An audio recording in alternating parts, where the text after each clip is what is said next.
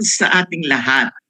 Ang buong pangkat ng inklinasyon ay nandito naman para i-welcome tayo sa pangalawang tupiko patungkol sa autism. Ito ay bahagi ng ating pagdiriwang sa 29th National Autism Consciousness Week. At meron tayong iba't ibang bisita, no?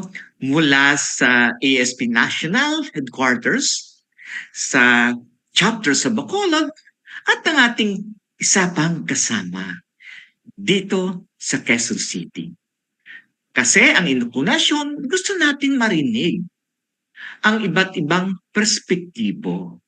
Hindi lang dito sa national, kundi sa mga kaprobinsyahanan. Kaya tayo ay maswerte ngayon na tatlong nanay ang ating makasama. So kasama ko dito ngayon si Miss Janine, yung ating co-host, si Teacher Aisel, ang ating sign language interpreter, no, yung ating mga captioner, si Charles, no, at ang iba pa nating kasama sa inklinasyon. Okay, Miss Janine, no, sino-sino ba ang ating mga espesyal na panauhin sa hapong ito? Opo, una po bago ko po pakilala yung mga ano po natin, panauhin po natin sa hapon na ito, Sir Ranil. Hayaan niyo muna po akong batiin ang ating pong mga nakikinig, nanonood po sa Facebook Live sa inklusyon ng isang magandang hapon po sa inyong lahat. Manatili lamang po kayo na makinig, manood upang sa ganun tayo po sama-samang matuto, magkaroon po tayo ng malawak pa pong kaalaman tungkol po sa autismo. At ito po'y pakikibahagi din po ng inklusyon sa National Month of Autism, sir. So yun, magandang hapon po sa inyo lahat. Ngayon po, sir, ipapakilala ko na po ang ating pong mga panauhin sa hapon na ito. Kagalakan po na ipakilala po ng iyong lingkod ang ating pong panauhin. Una na po si Teacher Joyla Ofrisha. Siya po ay isang SPED teacher, volunteer SPED teacher. At ang anak niyo po ay isang may autismo din po, 25 years old. And she's a very passionate resource person on the disability, especially on the autism, awareness. Let's all welcome po si Teacher Joy Lapo Ofrisha. Tama po ba, Teacher Joy? Mami Joy, no, welcome, no, sa mga kaigsuunan natin diha, no, sa Mindanao, no, ang mga kakilala natin diyan na lahat ng members ng Autism Society Philippines. Okay, sino yung pangalawa nating bisita? Miss Yes Janine? po. Yes po, Sir Reniel. Si Teacher Joy nga po pala, Sir Reniel, sa kaalaman lamang po ng ating pong mga nakikinig, siya po ay trustee po ng Autism Society of the Philippines and National Vice President po ng Autism Society of the Philippines. Ganun na pala ngayon yung posisyon ni Ma'am Joy. Okay, sige, Miss Janine. Okay, next. Okay po. Ang susunod naman po natin ipapakilala si Ma'am Mayatan. Siya po yung former president po ng Autism Society of the Philippines. And also, she's a mother of 2 children. Ang isa pong anak niya ay may autismo din po. Siya po ay nasa Quezon City chapter, Lagro, Quezon City po. So, wini-welcome po ng Incarnation family si Miss Mayatan po. Hello po, ma'am.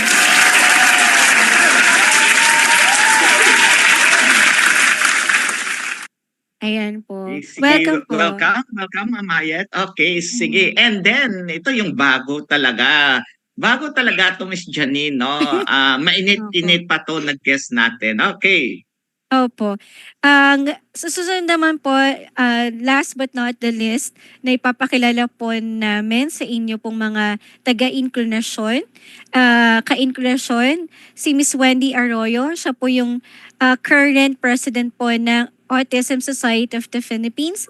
And also, she's a mother of of person with autism, and also siya din po yata, sir, may anak din po siyang may ADHD or attention deficit, tama po ba? Hyperactivity disorder.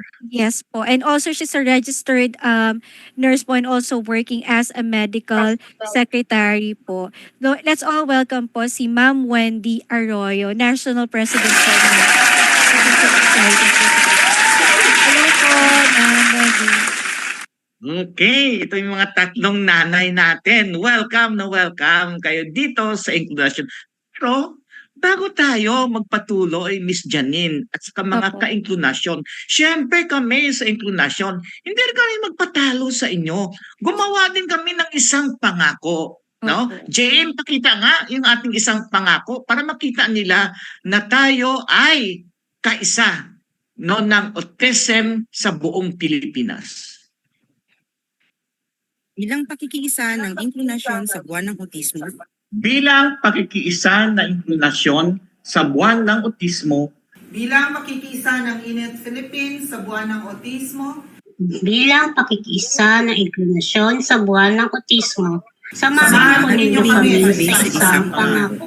isang pangako para sa autismo. ako Ako ay nanangako ni Jesus para mahinto ang maliit na gamit ng salitang autistic. Bilang mutya o katatawanan, isusulong ko ang tunay na paggagat at pagdalihan sa mga taong may kasasanan sa tulong ng may kapal.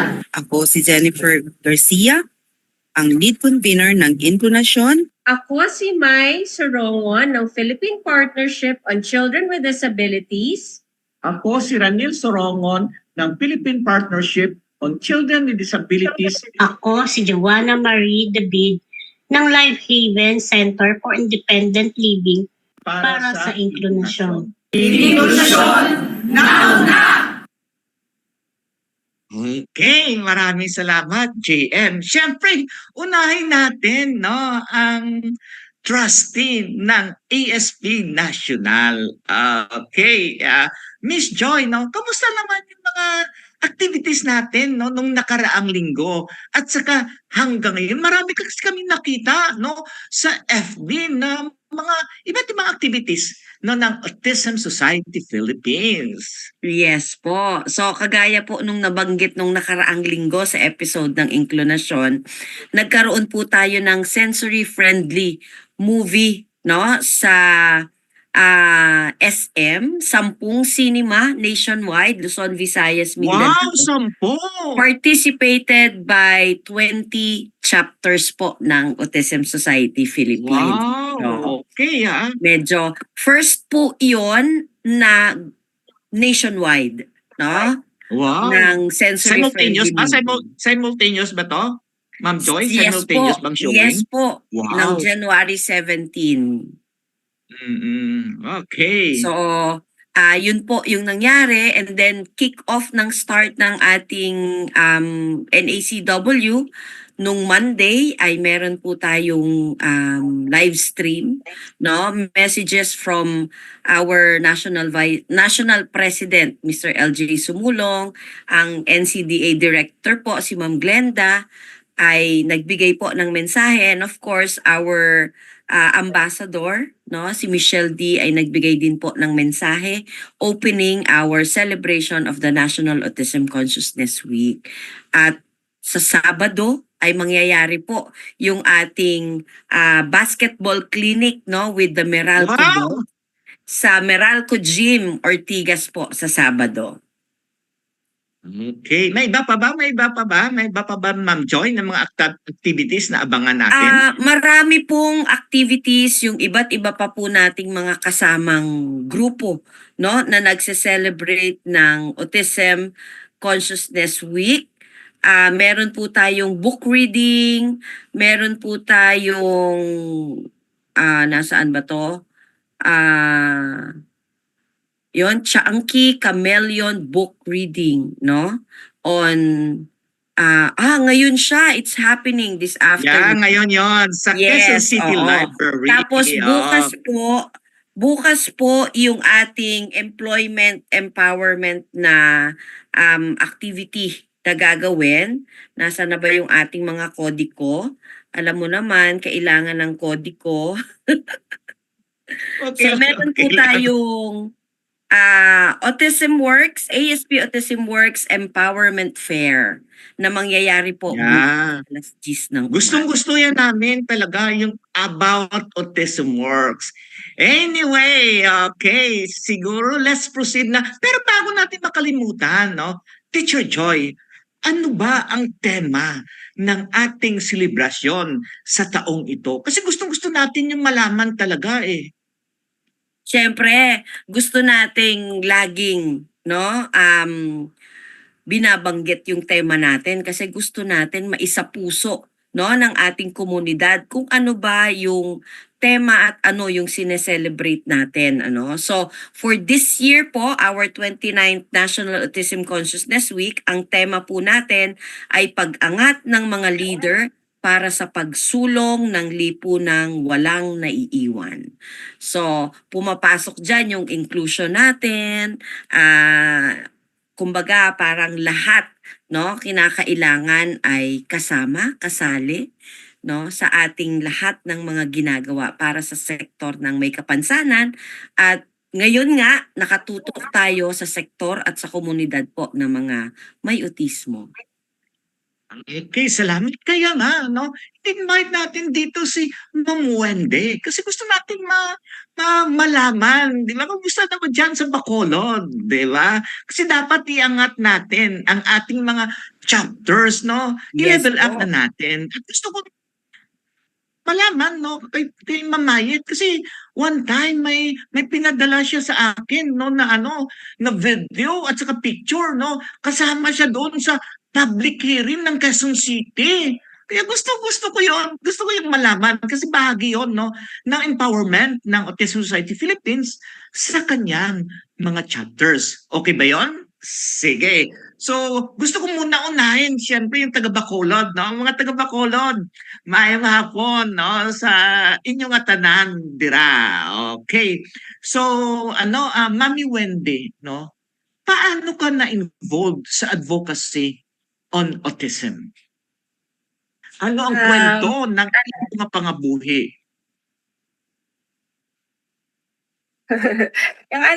Yung nakikita ko po sa mga post ng Autism Society Philippines, tapos parang pag may anak ka po na na may autism spectrum, parang nagsisik ka po ng parang nire-require mo po yung self mo na mag-seek ng mga support sa community, and then parang gusto mo yung nakikihalubilo ka dun sa mga parents na with the same journey po, kaparihan ng journey na may mga parents na may autism yung anak. Okay. Pila na gani katuig ay mga bata nga may autism? 18 years old po. 18 years old. Ako nakita ko siya nito, ang mga ka-incarnation. Siya ang naggumawa ng picture ko nga nakasakay sa camelio. Sa camel. Amo niyo, tingnan nyo. Yan! Okay, nakita niyo ba? Siya ang nag-drawing sine. Okay, sige. Ikaw naman, Mamayet, no? Si Mamayet, no? Damo, siya ginimo. No? Marami siya ginawa para sa kanyang chapters. Okay. Mamayet, ikaw, paano ka na-involved sa advocacy on autism? Good afternoon everybody. Magandang hapon. Ako po si Mayetan, ASP Lagro. Just like any one of us, kaya tayo napasali sa Autism Society dahil po tayo ay merong anak na may autism. So, magmula po noon, nung na-diagnose ang aking anak na may autism, that was, he's 38 years old now. Ay, correction nga pala, please. I only have one child with autism. Kasi sa intro ni Miss JM kanina, sabi niya dalawa. I only have one. Then, some 38 years ago, kasi 38 na wala pang Autism Society. Kasi 29 pa lang ng anniversary natin eh. So, nagkaroon ako ng thought na magkaroon ng advocacy to start this para magkaroon ng dissemination of information, mapaalam natin sa buong mundo na may mga batang ganito na may autismo, and yun nga po, doon na po ako nag-start. Tapos, Sir Ranil, ikaw ang nagbuo, nag-start para sa amin. Kami ay magkaroon ng Lagro chapter. Maraming salamat po sa iyo, Sir Ranil. I think that was 2002? 2002? Parang ganon? 2001, Okay. 2002. So, yun po. Okay. Sige. Mami Joyla, no? Si Mami Joyla kasi hindi to taga Pampanga eh. Originally taga Laguna to. Ikaw naman, Mami Joyla, paano ka napasok, no, sa advocacy ng autism? Nung ma-diagnose po yung anak ko, that was way back 2001, no? Asawa ko po ang unang kumonekta sa Autism Society Philippines. So asawa ko po ang unang nakilala ni Sir Ranil, no? At nung lumipat po kami dito sa Pampanga, ay nandirito rin si Sir Ranil na bumubuo nga po ng mga chapters. So, nung madinig ko ang pagkakaroon nga ng chapter po dito sa Pampanga, ay kumonekta talaga ako. Kasi nga, nakita ko po yung pangangailangan ng magulang na kagaya ko na may makausap ako na kapwa ko magulang na maiintindihan yung aking mga pinagdadaanan, yung posibleng may makapagbigay ng sagot, makapag-share ng experiences nila sa pagpapalaki nila nung kanilang anak hanggang sa yon nagdire-diretso na po at dahil din po kay Sir Ranil ay naging leader po ako ng San Fernando Pampanga chapter hanggang sa lumipas po ang taon, dire-diretso, medyo nag-level up po tayo ng leadership natin Wow! sa ASP National at hanggang ngayon po ay nagseserbisyo po tayo, no, para po sa advocacy ng autism on a national level na po. Wow. Next time on a regional level na yan, Mami Joy. Regional din ako Sir Ranil, kasi ako ang cluster governor. So, gobernadora ako ng ating mga clusters po sa buong Pilipinas. Ang ibig kong sabihin, Mami Joy, ng regional, pang-Asia Asian? na. Oh Yeah. my gosh! Sige. Abangan natin yan, Sir Ranil. Sige, okay, sige. Sinabi ninyo, ay, sorry, Miss Janine, baka maitanong ka sa kanila. Pasensya ka na, Miss Janine. Na-carry over din ako sa kanila. Ikaw naman, Miss Janine, baka may katanungan ka sa kanila. So, sir, bago po kayo magtanong, interesado po kong malaman, lahat po kasi sila ay may mga anak na may autismo. Gusto ko rin pong Lahat kamustahin yung sila, mga nanay. Opo, may Sila mga anak po nanay. sila. Sorry parang wala tayong na-invite pala na tatay. Janine, hindi tayo gender balance. Sorry. Sorry mga tatay. Okay lang po yan, sir. Kasi po, di ba, sa mga, usually naman po, sir, pagka parents, organizations for persons with disability, yung mga active po talaga na nagpa-participate dyan is usually mga nanay. So, gusto ko pong, Wow. opo, tinatas masyado yung kababaihan eh. Anyway po, sir, gusto ko pong malaman, interesado din po kung malaman kung ano po yung pinagkakaabalahan po ng mga anak po nila na may autismo bago po tayo magpatuloy, sir. Kahit sino po sa Thank kanila you, Miss pwede magtanong. Janine. Oo. So, kamusta? Kamusta na ang inyong mga anak? Kamusta na sila ngayon? Okay. Sino ba yung mauna? Okay, Mamayet. Kamusta na? Ano nga yung full name? Kasi ayaw kong tawagin yun sa Virgil. palaya. Gusto ko yung full name. Virgil Alexis Tan. Alexis pala. Alexis Kamusta po na si siya, Alex? Alexis. Pero ang nickname po niya Oo. sa amin, lahat ng mga kaibigan, tawag namin sa kanya ay Bokbok. Si Bokbok kasi is 38 years old already, sir. So, nung nag-graduate siya ng second year high school, parang feeling niya kasi ang laki-laki na niya, tapos yung mga klase niya are very small. So, siya na mismo yung na stop studying na siya. So, Oo. nagko-continue At lang least siya kami sa nag-decide bahay. na stop studying na. Yes. Oo. So, nag-continue lang kami sa bahay ng kanyang writing, reading. Although magaling naman na siya sa reading, writing, mathematics, and everything. So, ngayon, tama din naman yung ating kasama sa ating mga tema ngayon na acceptance and accommodation. So ngayon, nung mag-graduate, I would like to say na he's my firstborn. Siya yung panganay sa 4 ko na anak. So, yung aking bunso, pagka-graduate niya last 2 years ago from college, he thought of putting up a business, small business, parang small na food business, and with the thought na mai-employ niya si kuya niya. So ngayon, yes po. So ngayon, may food business kami, parang mini restaurant ganon, dito sa aming area. So si kuya ay nagtatrabaho siya doon 3 times a week. Hindi namin siya everyday kasi baka ma-overwhelm siya. So ngayon, Tama, 3 times a tama. week siyang Okay. pumapasok sa store, and nag food server siya, and sometimes nagkakahero, nagkakashirin siya. Wow, ang galing Kasi marunong naman. Okay. siya magbilang ng pera, nagka-cash count siya and everything. Tinuruan ko siya kung paano siya mag-cash count, mag-change and everything. So, na-appreciate siya ng mga customers kasi nakikita nila na meron siyang kakaibang ginagawa.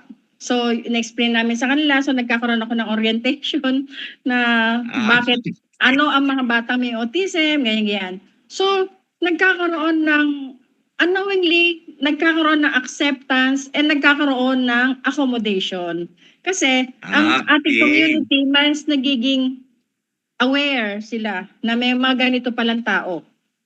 Ganon po. So, Okay. yun po ang trabaho ngayon at ginagawa Pumunta ng dyan. Alexis. No? Gusto kong pumunta dyan. Yes, Makakain sir. sa inyong restaurant. Yes, sir.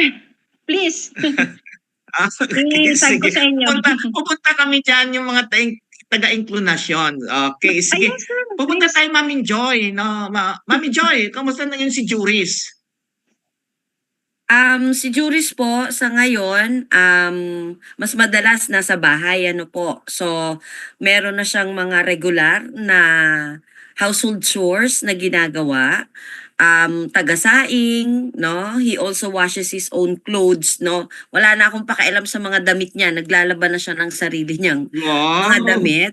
And then he also do photo editing, no? Nagpo-photoshop siya, and he is also a painter. Nagpe-paint din po siya ng kung ano-ano po ang kanyang mga pinagkakaabalahan, and then katulong ko rin po siya doon sa aming print business, no? So nag-a-assist siya sa akin doon sa aking mga piniprint at binabind ng mga journals, notebooks, kung ano-ano pa.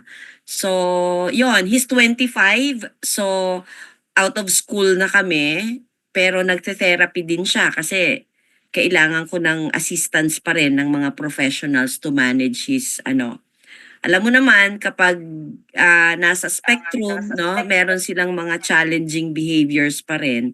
So kailangan pa rin ng assistance ng mga professionals. Pero generally he's functional and independent at home, in the home setting. No, hindi pa gaano sa labas kasi hindi rin naman na-expose po na maging independent outside the home. So yun po.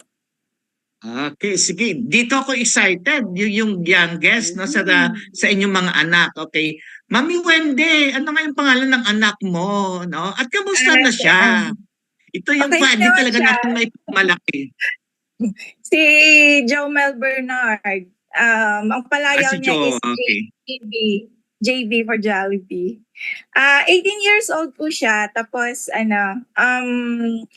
months na po siya after niyang na-launch sa Jollibee po, Ayala branch. Yan yung picture. Yes. Diyan po. Siya po yung pioneer employee na na-hire po ng Jollibee dito sa Bacolod. Siya po yung pinaka-first. At tuwang-tuwa po siya sa job niya kasi iyan po talaga yung dream job niya. At saka kahit Oo. busy po sila ng December, so kahit na ang duty niya is 8 hours, pero still makikita mo yung smile sa face niya na ini-enjoy niya talaga yung duty niya. And then pag out na, pag marami silang orders ng atin niya na mga bags, nagpipaint pa din siya, naghe-help siya sa mini business nilang dalawa po. Okay. Saan nga nag-aral dati yung anak mo, Wendy? Sa Happy Beginners po, sa kay Miss Anne, Happy Beginners School of Learning. Okay, mga taga-happy beginners dyan, maayong hapon. No? Gin-invite ko sila, Wendy, nga mapamati no, sa imong sharing no, this afternoon. No? Okay, so mga taga-happy beginners, mga taga-Bacolod, taga-Iloilo, maayong hapon dyan sa inyong tanan. Okay. Amo ni siyang, ito yung gusto ko talagang itanong sa inyo. No? Anong nagiging epekto ng inyong pagka-leader sa inyong pamilya? Okay? Joy, ikaw ba yung mauna? No? Anong naging epekto sa iyong asawa, sa mga anak mo, sa mga kamag-anak niyo? Siyempre noong una, ang unang makakaunawa sa autismo kay Juris, ako lang. No? Pero nung unti-unti na lumalawak din yung kaalaman ko hanggang sa naging leader na nga po ako ng Autism Society Philippines, ay mas naengganyo rin yung buong pamilya, no? Na mas maunawaan nga ano nga ba itong autismo kasi nga para sa kanilang kapamilya si Juris, and at the same time unti-unti ay nakakatulong ko rin sila na maibahagi sa ibang tao kung ano yung autismo kasi nga gusto natin ay maunawaan ng ating community ano nga ba yung autism. So yung pamilya ko unti-unti no ay nagbibigay na rin ng panahon para mas aralin ito at ipaliwanag din sa kanilang mga kakilala kung ano nga ba yung autism. So hindi na lang ako in my family ang nagpapalaganap ng acceptance, accommodation, and appreciation of people on the spectrum, pero kasama na po ang bawat miyembro ng aking pamilya. On their, So, ganon ang epekto. dun sa kakayanan nila, sa level ng kakayanan po nila. Okay. Miss Janine, may gusto ka itanong sa dalawa pa nating nanay? Opo, dugtungan ko po yung tanong niyo po, sir. Sa kanila po bang pananaw, nagbago po ba yung pagtingin ng lipunan sa mga tao pong may autismo at sa pamilya din po may miyembro ng may autismo po, sir? Okay. Siguro ito yung tanong no. Dahil sa inyong mga ginagawa, no? Nagbago ba ang tingin no ng lipunan sa mga taong may autismo? Okay. Opo. Mami Mayet, no, especially diyan sa inyo sa Lagro, maepekto ba yung iyong no hard work diyan no sa doon banda sa inyo sa Lagro? Yes, sir. Nagkaroon tayo ng talaga namang big time na acceptance, accommodation, and appreciation. Magmula nung tayo'y binobomba natin sila ng talk every time na nagkakaroon ng flag raising. Kasi nagbo-volunteer kami parati eh. Pag magpa-flag raising kasi iniipon lahat ng mga miyembro ng community. So gustong-gusto namin yon kasi I get to talk, I get to discuss things about autism. Sinasabi ko sa kanila ano yung mga signs and symptoms. Nung unang panahon pa po yun, during the time of Barangay Captain Galimba. Galimba, natandaan ko pa yun, Barangay Captain Galimba. Yes, sir. Ngayon po, up to now, ang present na barangay captain ngayon is Leo Gara already. Si Kapitan Leo Gara is also very active in the society and he makes sure talaga na na-invite kami. Kaya nga po yung sinasabi ko sa inyo na naipagmamayabang ko na naimbitahan kami na sumali sa mga mga hearing, public hearing sa Quezon City Hall. Ay napapadala po tayo ni Kapitan Gara kasama ang kanyang PIDAW focal person si Ma'am Zen Halandra na maipahayag din natin yung ating hinaing. Marinig nila yung ating boses. At may mga input po tayo, di ba? Sinend ko pa nga po sa inyo yung video. Kasi proud na proud po ako na nakakapagsalita po ako at nasasabi ko yung yung problema ng ating lipunan. At because of that, I know that the community is talagang prepared na sila na tanggapin ang ating community ng Okay. autism. Okay. Mami Wendy, kayo, kamusta? Kamusta dyan? Kamusta dyan yung epekto ng ating advocacy sa Bacolod City? Okay naman po kasi yung dito sa amin is kahit masasabi na hindi pa fully integrated yung awareness, pero hindi lang po Bacolod yung cover namin dito, pero Wow, over hindi lang the- Bacolod. Joy, narinig niyo yan, hindi lang Bacolod. kasi na-witness naman po last yung Angels Walk for Autism, nakagather po tayo ng 1,000 na nag-attend sa Angels Walk. And then, parang nilook forward na po nila ngayon yung mga activities kung kailan naman meron. And then, blessed din po na meron na po mga taong nagsusupport na willing naman to sponsor. Andyan na sila, yung may mga nag-volunteer na po. And then, talagang inaano na nila kung yung mga event ng children with autism, kaya parang meron na po yung acceptance, and then meron na po tayong accommodation. Konting push na lang po at dadami na po yung Sige, mag-accommodate sa atin. congratulations. So, sinasabi doon ni Mami Wende, no, yung mga tulong ng mga private organization, no, kay kay Mamayet naman, no, yung kanyang partnership, no, doon sa kanilang barangay na hanggang ngayon tuloy-tuloy pa rin, no. Siguro yung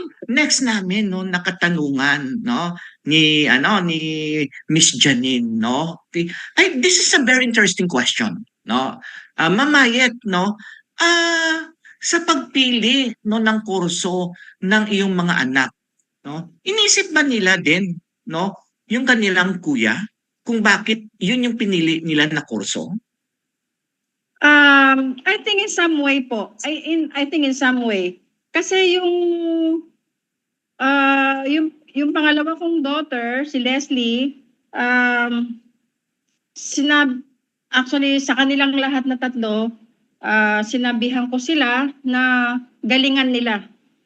Galingan ninyo sa buhay kasi ipamana ko sa inyo si kuya nyo. Ipamana namin sa inyo si kuya. Okay na, arrangement na dyan, ipamana. Part pala sila ng Diba? inheritance. Ipamana ko sa inyo si kuya ninyo. So, kailangan galingan ninyo. Kasi si kuya ninyo, may saturation point lang siya eh. Ang ating mga anak ay meron lang hangganan ng kanilang kakayanan. So, for sure, mauna kami. So, yung pangalawa kong anak, si Ate Leslie, is a graduate, is a Juris Doctor. Hopefully, she will become a lawyer sana this year. She will, hopefully, this year maging lawyer na siya. Yung aking third, si Vanessa. Sir, kilala lahat ni Teacher Mike, itong mga anak ko. Kasi very active sila sa SIBS camp. At saka yung aking pangatlo naman si Vanessa, she's a medical doctor already. So, nagpe-pedya siya. She's taking up Wow. residency na siya sa pedya. She graduated, she passed the medical board exam already, and she's taking up her residency as a pediatrician. Sabi ko, mag-subspecialization pa kaya ng DepEd. Developmental pediatrics. Yes, I told her, sabi ko, anak, i-consider mo yung DepEd. Ang kukunti lang ng Wow. DepEd natin. Para madagdagan Nako. sila. Para madagdagan Yes, sila. sir. Yes, sir. And this one, ang aking bunso, is siya ngayon nag-put up ng store, ng restaurant, small business ng restaurant, food business, to accommodate the brother, ang kanyang kuya, para ma-employ niya, para maging self-sufficient din siya hopefully pagdating ng panahon. Okay, That's sige. how I prepare them. Okay. Alam mo Okay. sir, sa lahat ng tao, kayong dalawa ni Teacher Mai ang nakakaalam sa istorya ng aking mga anak kung gaano sila ka-hands-on sa ating society. Okay, Ayoko sige. na magsalita, Thank you, Mami Mai. Okay, Mami Joy, no? Ng anak niyo, Mami Joy, at kamusta na yung anak niyo, yung walang autism, siya Ah, ngayon. bagong registered nurse po yung Wow, aking bunso. registered nurse. Oo, Okay. bagong registered nurse na po ng New York yung aking bunso. So she also passed the licensure po sa US. Good. So Wow. yun po. Yeah. Dalawa lang Okay. naman po sila. Oh, okay. Sige. Ako dito natin malaman, no, kay Mami Wende. Kasi si Mami Wende, siya ang secretary, no, ni Doc Mark. Doc Mark, ngayong hapon. Okay. Gaano kaimportante, no, ang may-ara, ang merong developmental pediatrician sa isa ka lugar, no, Mami Wende? Gaano ka-importante? Sobra ka-importante kasi sila yung nagbibigay ng program, sila yung nag-guide dun sa sa mga parents kung ano yung gagawin. And then nakadepende din po sa kanila kung ano na yung mga next step, yung mga improvement po ng mga bata. Gaano ba kahaba, no, yung pila kay Doc Mark sa ngayon? Sa ngayon po, yung pila Isang na... buwan ba? 2 buwan? 3 buwan? Hindi, July na po. Okay, sige. Siyempre, sa experience nyo, hindi talaga, no, hindi lang nakaka-rely, no, sa mga professionals, no. Kayo, no, kayo mga hands-on din kayo na mga mamis, no. Kasi, no, kayo, base sa inyong mga natutunan, no, ginagawa nyo para sa inyong anak, sa inyong pamilya, sila mismo, no, ay magiging independent, di ba? Kaya let's congratulate, no, the mothers here, no, because of your excellent jobs, di ba? Di ba? Okay. Miss Janine, no, may itatanong ka sa kanila? From a point of view of a female. Gusto ko po ding malaman, sir, ano-ano po ba yung mga naging hamon sa kanila sa pag-aalaga po ng kanilang mga anak na may autismo? At the same time, very active din po sila sa kanilang organization, sir. Paano din po nila na-overcome yun? Bilang bilang nanay and bilang leader din Magandang po. yan. Miss Janine, no? Very inspiring yan, no? Sino bang mauna? Miss Joy, ikaw yung mauna. Okay. Sa akin po, naniniwala ako doon sa sinasabi nila na kapag ikaw ay nagbibigay ng tulong sa ibang pamilya, no? Sa ibang tao, gawin na po nating specific, no, sa mga pamilya ng mga batang may autismo, ay ikaw rin mismo, no, ay makakatanggap ng kaginhawahan, kagaanan ng loob mo. So talagang ako po ay ipinapamuhay ko yon na gumagaan yung aking pakiramdam, lumiliwanag yung aking pag-iisip at pagtingin sa sitwasyon dahil exposed po ako doon sa iba't iba pang mga pamilya na na-encounter ko araw-araw. Kaya kumbaga kahit papaano, marami man akong personal na mga challenges living with my son, no? Na nasa autism spectrum, ay napapagaan po nito yung mga pagsubok dahil nga mas bukas ang aking isipan, mas bukas ang aking damdamin, no, sa iba pang mga pamilya na nakakasalamuha ko. So talagang sabi ko nga noong sinabi sa akin na parang baka naman po pwedeng magpahinga ka muna sa ASP at tumutok daw sa aking anak. Ano po, nung medyo matindi yung aming mga pagsubok. Sabi ko parang mas lalo akong mahihirapan kapag 100% doon lang. Kasi humuhugot ako ng lakas doon sa advokasya sa pagtulong sa ibang pamilya na ginagawa ko. So, kumbaga, parang pag nandito lang ako, nanay lang ako, parang wala akong huhugutan ng lakas. So, yung pagiging leader po dito sa advocacy ng autismo, nagbibigay lakas po ito sa akin at inspirasyon. No? Para nga tuloy-tuloy lang ang buhay, harapin ang mga pagsubok, no? Na positibo ang pananaw. So, Wow, yun po. napaka-inspiring talaga ni Mami Joy. Sige, pumunta tayo no kay Mami Wendy, no? Kasi si Mami Wendy, no? Correct me if I'm wrong, Mami Wendy, no? Si Mami Wendy kasi ay single mom, no? So, Mami Wendy, no, as a single mom, paano yung mga challenges? May trabaho ka na, may isa ka anak na may autism, isa may ADHD, di ba? Ikaw pa yung presidente ng chapter sa Bacolod. Challenges mo at paano mo siya no na-transcend, no, Mami Wendy? Yung ano po, yung talaga yung inaano ko din minsan na kalaban ko po yung time kasi 'di ba I have to set my time sa anak ko, sa work ko, sa advocacy. So parang mahirap. Talagang kalaban ko yung time. Kaya time management lang po and then pag may may mga event, pasalamat din po ako kasi yung anak ko po na-train ko na po siya na maging katuwang ko. So kahit dalawa sila na kakatulong na talaga sa akin dun sa mga work sa ASP. And then yung sa work ko naman dito sa clinic, yun, medyo pressure kasi syempre yung mga parents, you have to attend sa nila kasi magagalit yan sila pag hindi mo sinasagot, susumbong ka sa doktor, hindi sumasagot yung sekretary mo.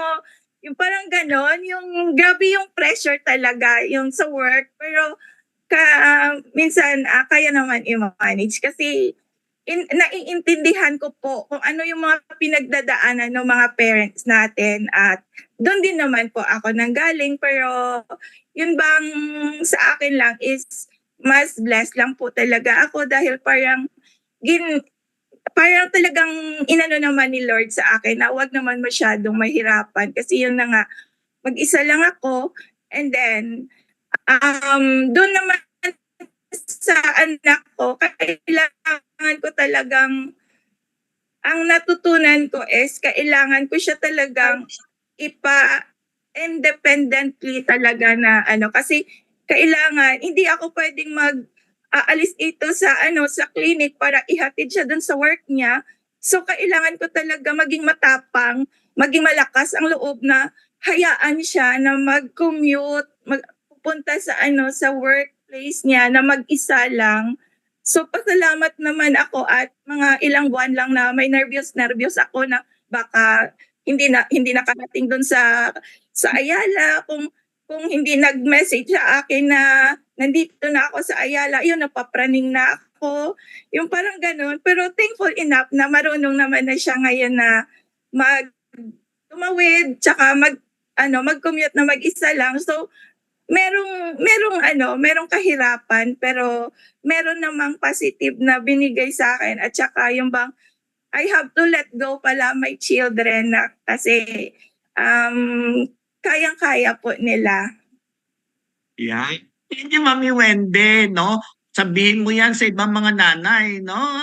Time to let go, di ba? Kahit na gusto nating tingnan, no? Kasi sometimes we're very protective, no, of our children. Pero I think there are times, no, that we need to let go, no, para sila na mismo. Anyway, sige, Ma'am Mayet, no, paano? Ano yung mga challenges mo? Kasi alam ko to yung mga dating mga members ni Ma'am Mayet, mga taga-public school to di ba? Ano yung mga challenges mo no? bilang Yes, bilang leader din no at saka sa buong pamilya mo. Pero very supportive no? Si husband very supportive talaga no? Mama Yes, sir. Yes, sir. It's good na yung husband ko is very supportive physically and financially.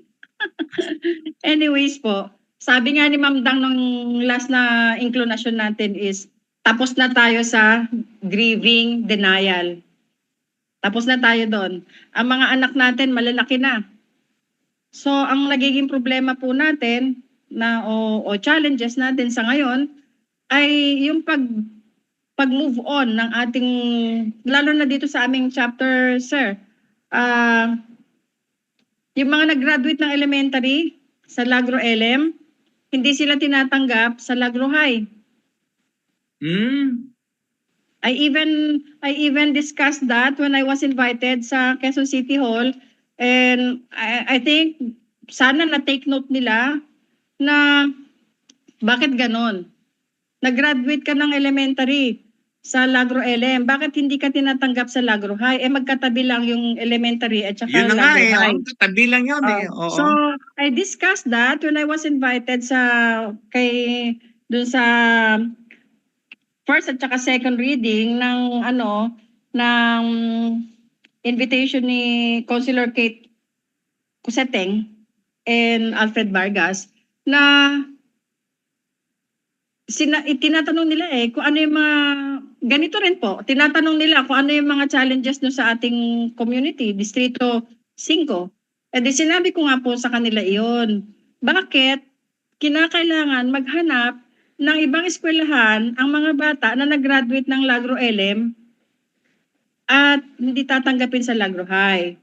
So, I hope ma-take note nila yun po. And next na problem po namin, dahil sa yung mga ibang bata na nga po ay malalaki na, ang mga families ay parang they don't see the importance already of joining the society. Bakit pa ako sasali? Kasi parang mga gustong-gustong sumali sa ASP, yung mga bagong parents.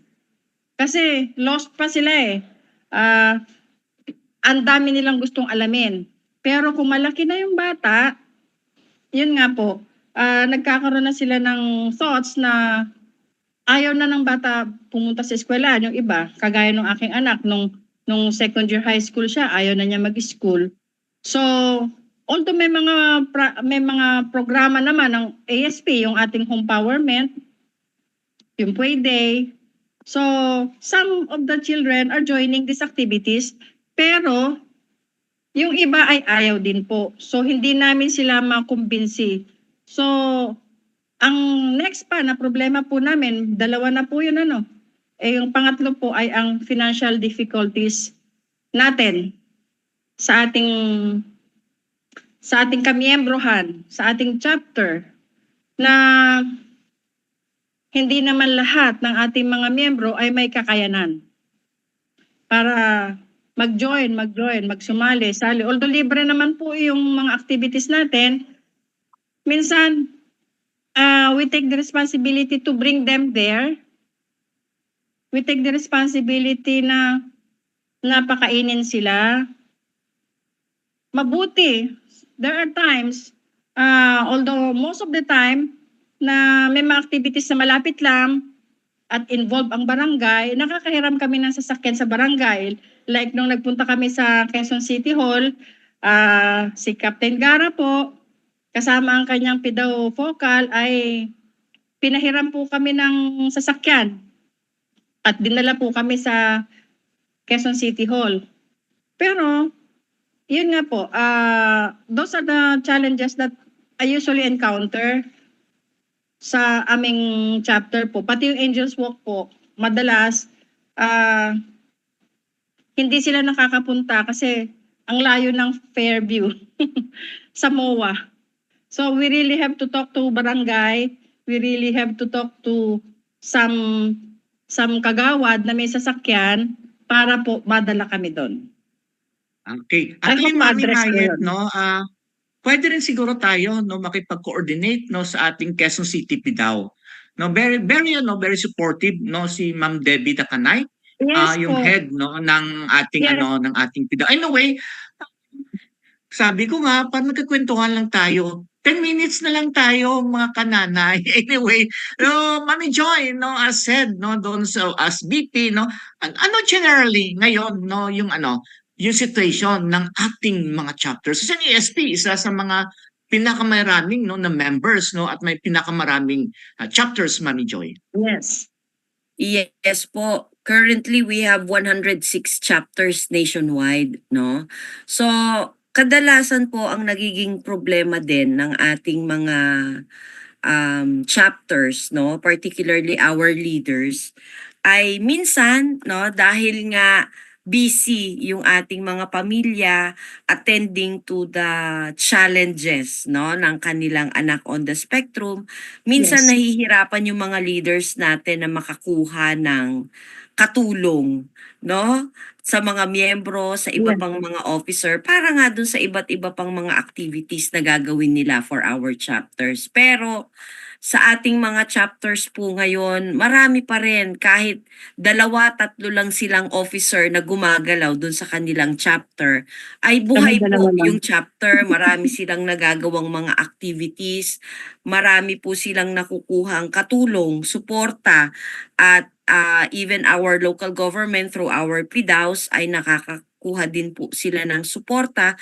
kaya patuloy pa rin yung mga activities. At tayo naman po sa national ay nagbibigay din po tayo ng mga training sa ating mga leaders kung paano nga ba ang gagawin nila doon sa mga members po nila sa kanila-kaling mga chapters. Tapos, syempre, ngayon, mas natututukan na po ng national yung ating mga chapters kasi meron na po tayong mga cluster heads. So, meron tayong North Luzon, may South Luzon, Metro Manila, Rizal, at Visayas and Mindanao. And at the same time, merong cluster governor, ako nga po, so nasa akin po ang bato ng lahat ng concerns ng mga chapters, pero yun nga, katulong ko po yung iba't iba nating mga cluster heads para natututukan ng national, no, may connect yung ating mga chapter sa ating national leadership. So kahit papaano, marami pa ring challenges kasi nga minsan hindi nagtatagpo yung pagkaunawa sa mga sitwasyon ng national at ng ating mga chapters, pero nasusolusyonan naman din sa bandang huli at unti-unti po lumalakas yung positibong relasyon po ng ating mga chapter with our national organization. Ang galing na ngayon talaga ni Yes. Mami Joy mag-explain, no?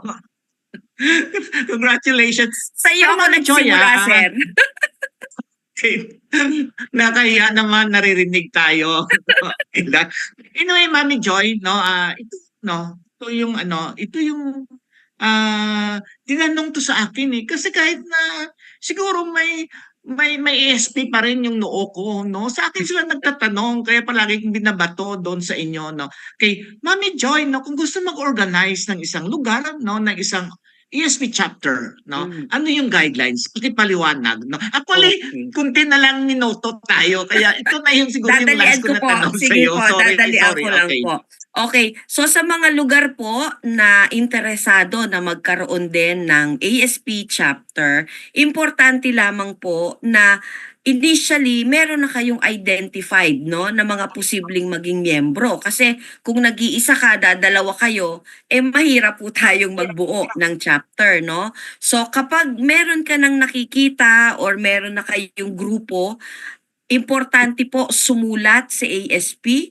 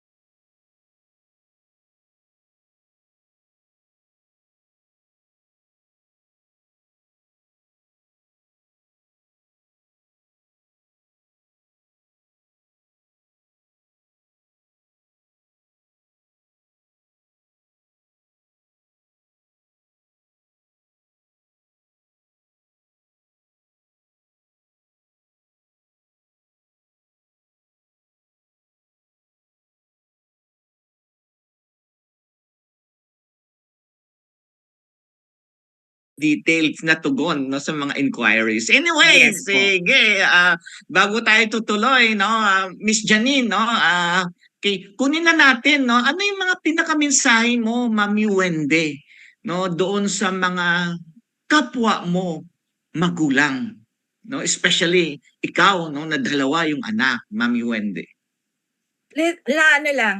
Embrace our journey with unconditional love, total acceptance, at consider po yung mga anak natin na may mga autism as a blessing po. Okay, sige. Thank you, Mami Wendy. Okay, Mama Yet, your message. Ang message ko po dun sa mga pamilya na ma-discover ninyo, malaman ninyo na merong something wrong or kaya may naobserbahan kayo sa inyong anak na kakaiba, ay dapat ay mapadiagnose siya kaagad. Kasi that is the beginning. Yan ang umpisa ng pagtulong natin sa ating anak na may autism. Ipadiagnose mo na siya kaagad. Kasi yun yung early intervention eh. Kasi pag na-diagnose na siya, mapapa-intervention mo na siya. Mas matutulungan mo siya. Kasi mas matagal mo siya na hindi mapadiagnose, matagal ka nag-stay dun sa grieving and denial, mas matatagalan kang makatulong sa kanyang pag-develop. Mas matagal mo siya matulungan. So sandali ka lang mag-grieve, sandali ka lang mag-denial, sandali ka lang magalit, sandali ka lang sisihin mo yung sarili mo kung anong ginawa mo. What went wrong? Sandali lang yon. Dapat move on ka kaagad para matulungan natin ang ating mga batang may autism. Kasi po, yun po yung ginawa namin ng aking husband. Nag-move on kami kaagad, tinulungan namin siya. Just remember, Alexis is 38 years old now. Wala pang ASP nun. Pag nakita nila na ang bata ay nagsasalita, tumatawa, umiiyak, at anong sinasabi ng mga tao noon? Merong something, may baliw, ganun kaagad ang sasabihin nila. And we don't want that to happen to each and every family na ma-discover nila na merong may autism sa kanilang family. So ako, pakiusap ko po, move on tayo kaagad. At tanggapin natin Sige. ang kanilang Thank you, kapansanan. Mama Yet. Okay, maraming salamat sa iyong pamilya, sa iyong pagsuporta no, sa mga iba pang pamilya na nag-journey no, sa kanilang pamilya na may autism. Okay. Mami Joy, no message from the National Headquarters. Okay, so sa mga magulang, sa mga pamilya po, kagaya po namin ni Mami Wendy, ni Mami Mayet, no? Malalaki na po yung aming mga anak, yung mga pamilya po ngayon na nagsisimula pa lang, nakakakita ng red flags, naghahanap sinong mga developmental pediatricians, or na-diagnose na yung inyong mga anak, ano po? Importante po, alamin po natin, aralin, kilalanin, ano ang autismo at paano nito naaapektuhan yung ating mga anak. Maaaring kaya nating magbayad ng OT, ng special education, pero importante pa rin po na tayo mismong mga magulang alam kung paano po natin tuturuan yung ating mga anak. Dahil mas mahaba po ang oras na tayo po ay kasama ng ating mga anak. Kaya wag po nating iaasa sa ating mga professionals lamang, no, yung pagtulong sa ating mga anak. Napaka-importante po tayong mga magulang. Kasi minsan nga po, walang bayad na OT, walang special education, walang eskwelahan, pero may home intervention. Maganda pa rin po ang patutunguhan ng ating mga anak. Kaya nga po ang ASP, no, meron tayong ASP Home Empowerment Program na maglo-launch na po in a few days, no? So maganda po, connect with a support group kagaya po ng Autism Society Philippines. Yes. Aralin ang autismo at paano po ito ipinapakita, no, ng inyong anak sa kanyang kabuuan para alam po natin kung paano susuportahan yung ating mga anak at yung inyong mga anak na maliliit pa lamang. Napakahalaga pong tandaan, napaka-importante po ng early intervention kasi ito po yung magiging foundation ng inyong mga anak. Kaya wag na wag po nating palalagpasin ang panahon, yung early ages po ng ating mga anak na bigyan po talaga ng tamang intervention, tamang pansin, tamang oras. Ano po, maaaring masakit ang loob, durog ang puso, no? Pero kinakailangan maging proactive po tayo. Hindi po natin tatanggalin sa mga magulang na kayo ay umiyak, humagulgol, no? Kasama yan sa proseso, pero kinakailangan may action pa rin po tayo. So yun lamang po at sana makita namin kayo sa ASP. Joy. Napakahalaga talaga no na ang buong pamilya no ay mabigyan lakas no. Kaya no kami sa Inclunasyon at Philippine Partnership no on Children with Disabilities may gagawin kami para tulungan na mabigyan no ng lakas no ang ating mga pamilya na may TESEM no na kasali. Kaya nga JM, ipakita mo nga JM yung ating Inclubalita. Ano ba yung abangan natin sa ating Inclubalita? Okay, JM, no? Okay. Kaya makita natin no sa ating Inclubalita no na magkaroon tayo ng webinar, free webinar on home management program na ito ay gaganapin no sa Pebrero 1 1:30 hanggang 3:30. Libre po ito mga ka-Inclunasyon. No, yung ating speaker si Teacher Mai, no, siya yung magbibigay no kung paano ang home management program, ano yung mga dapat gawin, at siyempre no si Daddy Evert, no, yung ating tatay no na gumagawa na rin no ng home management program. Paliwanag niya kung gaano ka-epekto yung ginawa niya no at ng kanyang buong pamilya. At siyempre, ako daw yung kanilang host no. Kaya mga Inclunasyon no, okay, pwede natin i-click no yung link na yan no para makasali tayo, no? Pwede tayong sumali via Zoom, no? At pwede rin tayong sumali via Facebook Live sa Inclunasyon. Okay, sige. So bago tayo magpatuloy, no? May mahalagang sasabihin sa atin si Doc Gina Manalaysay. Doc Gina? Yes, magandang hapon po sa ating mga ka-Inclunasyon at congratulations po sa ating mga magulang ngayong hapon. Nakaka-proud po kayo. Ito po ay part ng ating public service. Last quarter of year 2024 ay sinuportahan ng Inclunasyon at mabini ang pamilya ni Alfred Aldovino. Siya po ay 12 years old na taga Tingloy, Batangas. Makikita sa mga pictures kung gaano ang hirap na pinagdadaanan ni Alfred pati ng kanyang pamilya sa pagpasok sa school. I'm sorry, I'm quite emotional. Ang dadaanan ay hili at may tulay pang kawayan na 1 meter lang ang lapad. Maipagpatuloy lang ng bata ang kanyang pag-aaral. Kaya po tayo ay nag-provide ng 2 wheelchair, isa po para sa school at isa po para sa bahay para mabawasan naman po ang pagbubuhat-buhat nila mula Monday hanggang Friday. Inilapit din natin ang pamilya sa Pidao, Batangas for an educational and medical financial assistance para mapacheck up siya at mabigyan ng karapatang physical therapy. Sana. Let's pause for a minute or a few seconds and lend a prayer to Alfred. Can we close our eyes?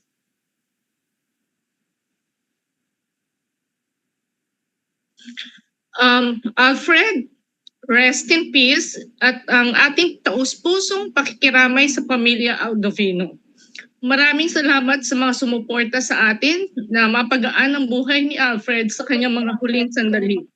Ang aking kaklase na si Miriam Kevin again sa Mabini, Seventh-day Adventist Church dahil sa kanilang medical mission ay na-meet po natin si Alfred at ang kanyang pamilya.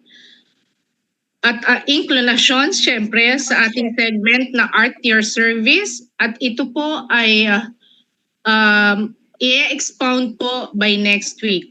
Magandang hapon po sa ating mga ka-inclination. Maraming salamat, Karanil, and thank you. Okay, maraming salamat, no, Gina. So yung buong pangkat ng inclination ay nakikiramay, no, sa pamilya, no. Sana, no, ay mabigyan din sila, no, ng karampatang tulong, no, at sana, no, maging kasama na siya, no, ng ating Panginoon. Okay, so we'll be praying for the family also. Okay, sige. Tuloy na, JM, yung ating mga dapat pasasalamatan. Hone your skills, gain experience, contribute to a meaningful cause. Incarnation is accepting interns and OJTs for our Facebook Live program dedicated to promoting the rights of persons with disability. Apply now and let's make a positive impact together. Send your application to incarnation@gmail.com. It's incarnation@gmail.com. INKLUNASYON@gmail.com and address it to Incarnation Core Group through our technical assistant, Joanna Marie David. May mga disability-related topics or issues pa ba kayo na gustong pag-usapan? Ano pang hinihintay ninyo? Makipag-ugnayan na sa Incarnation. Dahil sa Incarnation, laging may inklusyon. Ipadala ang inyong reaksyon, komento, rekomendasyon, or suggestion sa aming email address incarnation@gmail.com incarnation@gmail.com INKLUNASYON@gmail.com and address it to our Incarnation Core Group through our Technical Director, Ina Figueroa. We would like to thank our sponsors and partners, CBM Global Disability Inclusion, Philippine Coalition United Nations Conventions on the Rights of Persons with Disabilities or PCUNCRPD, INET Philippines, Norfield Foundation, CISO, Philippine Partnership on Children with Disabilities or PPCWD, Liliane Funds, Deafblind Support Philippines or DBSP, Philippine Chamber of Massage Industries for the Visually Impaired or PCMIVI, Provincial Government of Batangas, PIDAO Pangasinan, Regional Associations of Women with Disability or RAWWD Region 1, Mabini Movement, and of course, the ASEAN Enabling Master Plan 2025 Coalition.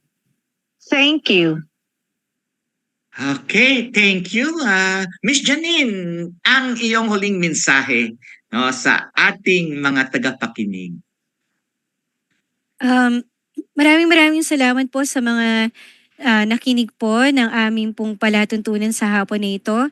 At maraming salamat din po Sir Renil sa ating pong mga magigiting na ina at leader po ng Autism Society of the Philippines. Karangalan po ng Incarnation na kayo maging bahagi ng aming pong programa sa hapon na ito. Maraming pong salamat sa inyong lahat.